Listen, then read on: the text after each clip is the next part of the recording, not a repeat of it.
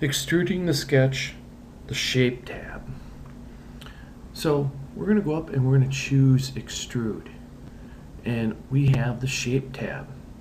So the first thing that we have is the profile.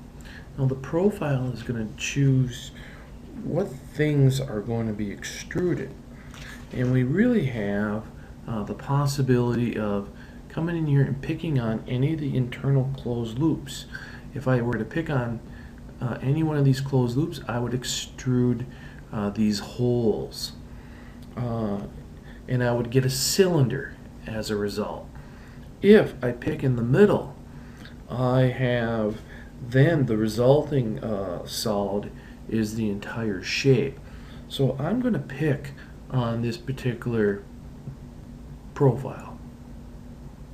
Now, I could have chose solids, but solids are only for a multi-body environment.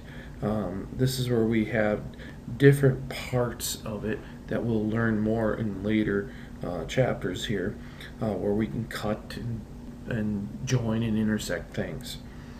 We have the output. Down here, the output here is a solid. This is by default what you want. We could also go with a surface. Rarely do you want to go with a surface model. A surface model, as you can think of, having hollow on the inside and it just has skin on the outside. Over here we have the extents, and the extents at this point, and the extents is we have three different types. The easiest and most used is the distance, and that is how far do you want to extrude this thing. Right now I have it as 1 inch thick, so I could say, you know, I want that as 0.75 inches thick, and it automatically adjusts for the depth of that would be 0.5 inches thick. I could switch it to go in the other direction. So in this case, it shows the direction arrow, which arrow we want. So we have 4 different choices here of distance 1, distance 2, and I'm going to go with, say, distance 1. Or I could go symmetrical, and around this work plane where the sketch is, it'll go split in half.